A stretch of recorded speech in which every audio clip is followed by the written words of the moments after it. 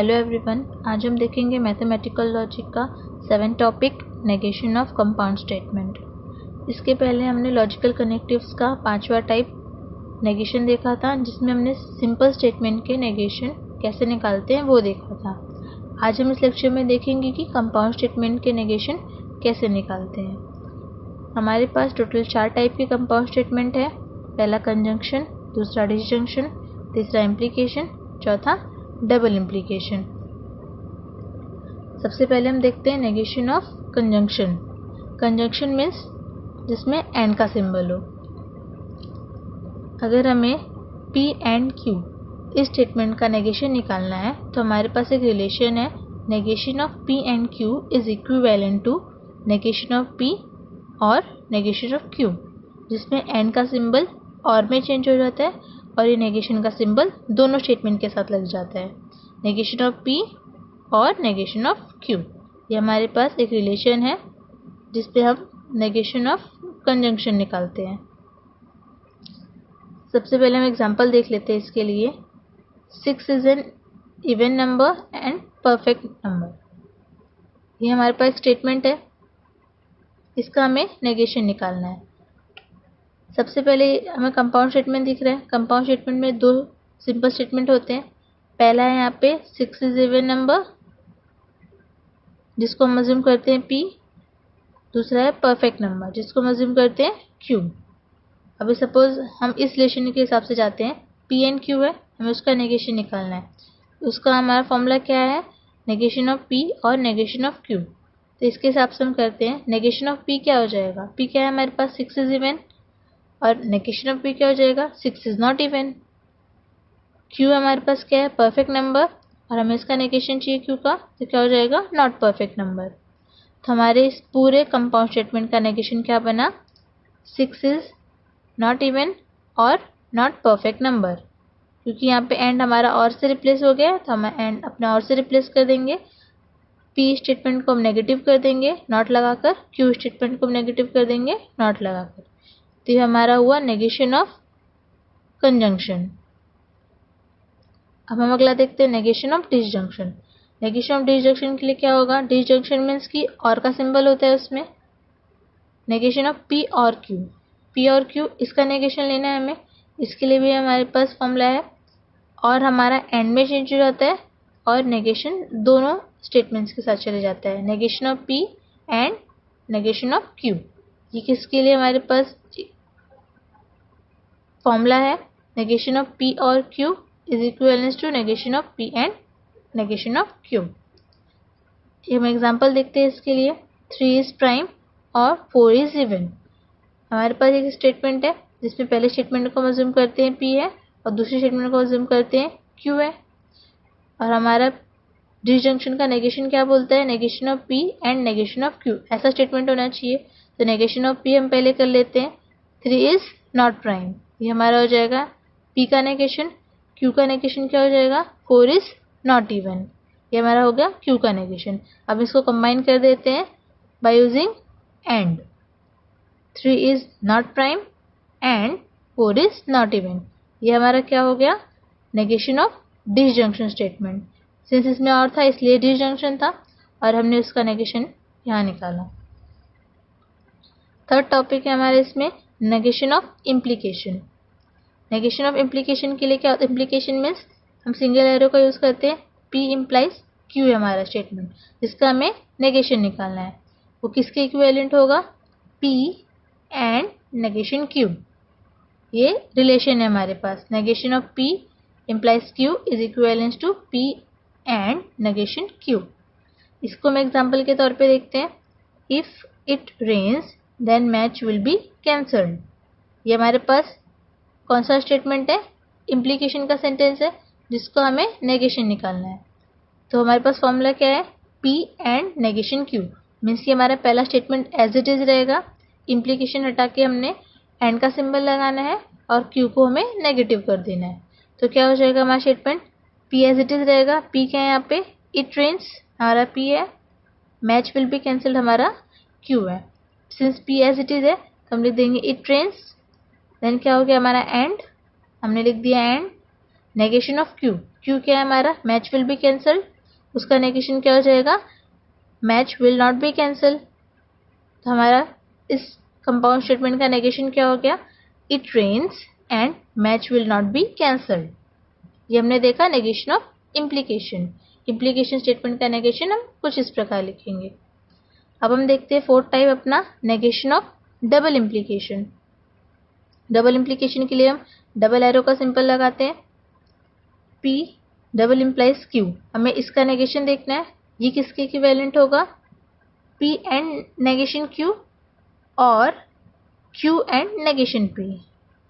हमारे पास ये रिलेशन है डबल इम्प्लीकेशन के नेगेशन के लिए। क्या, negation of P double implies Q क्या हो जाएगा, P एंड नेगेशन Q और Q एंड नेगेशन P। एक एग्जांपल देखते हैं हम इसके लिए, the number is an even if and only if it is divisible by 2। यहाँ पे हमारा सबसे पहला स्टेटमेंट हम अज्यूम कर लेते हैं P है, the number is an even, और दूसरा statement it is divisible by 2 को हम अज्यूम करते हैं Q है। हमें अभी इसका नेगेशन निकालना है। कंडीशन क्या है हमारे पास, P एंड नेगेशन Q और Q एंड नेगेशन P। सबसे पहले हम इसको देखते हैं, P and negation Q means कि हमारा पहला स्टेटमेंट एज इट इज रहेगा, the number is an even, the number is an even. फिर हमें क्या लिखना है, एंड, हमने लिख दिया एंड, नेगेशन ऑफ Q करना है। Q क्या है हमारा, इट इज डिविजिबल बाय 2, इसका नेगेशन क्या हो जाएगा, it is not divisible by 2। हमने लिख दिया एंड के बाद it is not divisible by 2।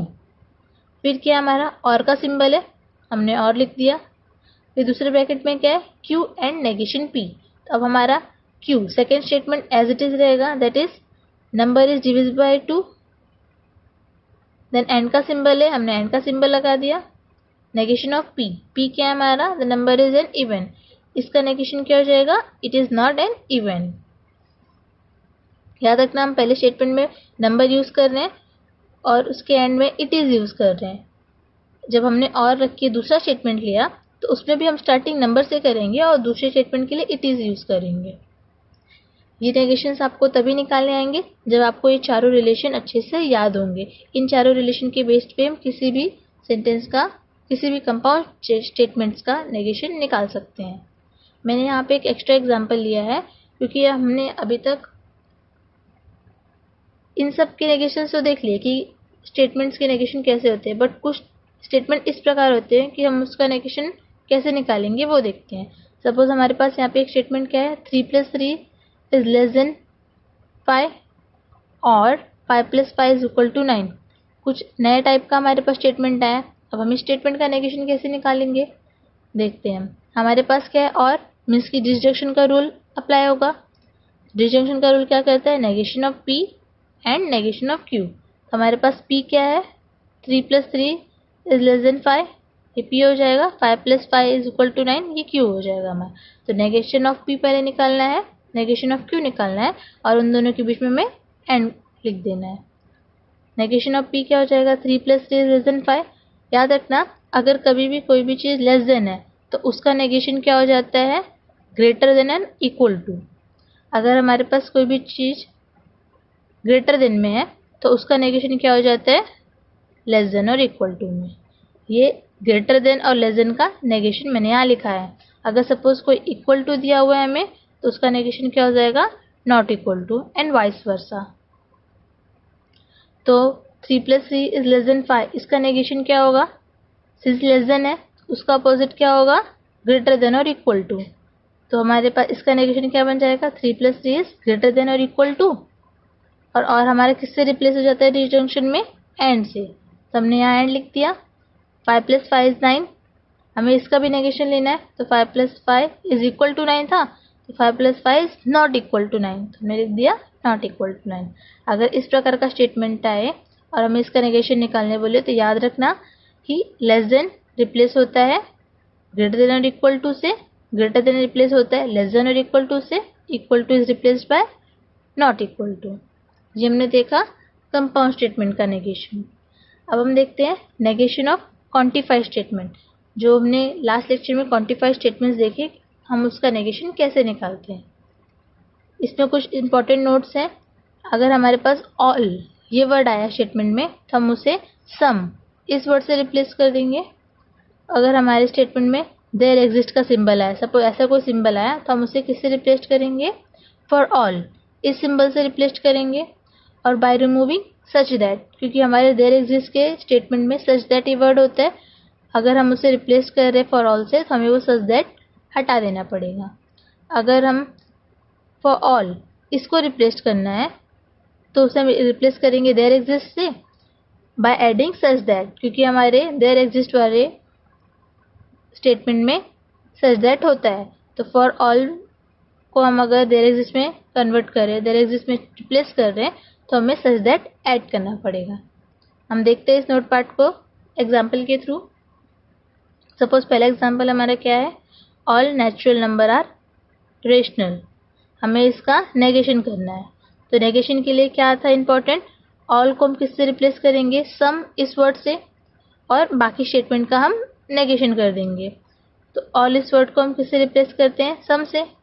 All natural numbers are rational, all को हमने रिप्लेस कर दिया सम, और जो रिमेनिंग हमारे पास स्टेटमेंट है हम इसका नेगेशन लिख देंगे। अब स्टेटमेंट क्या है हमारे पास? Remaining natural numbers are rational, इसका नेगेशन क्या हो जाएगा? Natural numbers are not rational. All is replaced by some and remaining sentence will be negated. हम उसे उसका नेगेशन निकाल देंगे।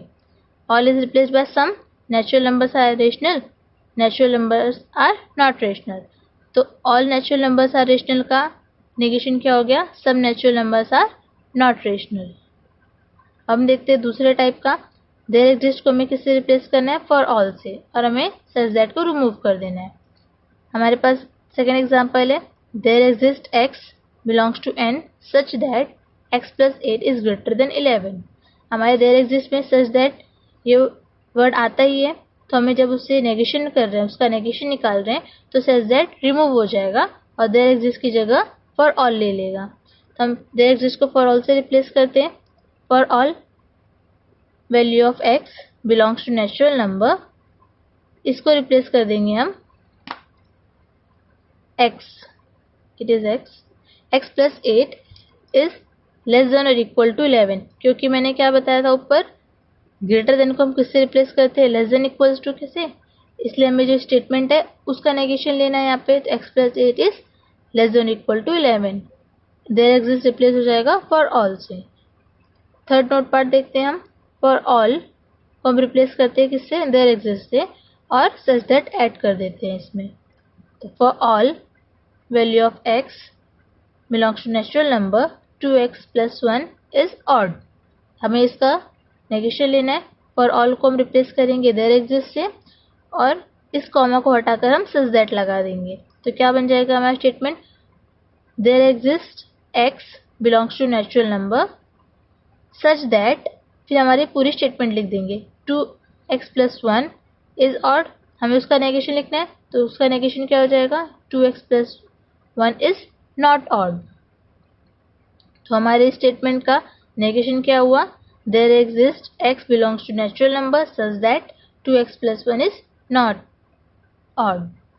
हमें क्वांटिफाई स्टेटमेंट का नेगेशन निकालते हुए कुछ ध्यान रखना है। ऑल को हम सबसे रिप्लेस करेंगे, देयर एग्जिस्ट को ऑल से रिप्लेस करेंगे by removing such that. For all को हम देयर एग्जिस्ट से रिप्लेस करेंगे बाय एडिंग सच दैट, और जो हमारे रिमेनिंग स्टेटमेंट्स होते हैं हमें उसका नेगेशन लिख देना है।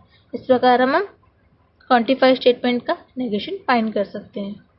Thank you.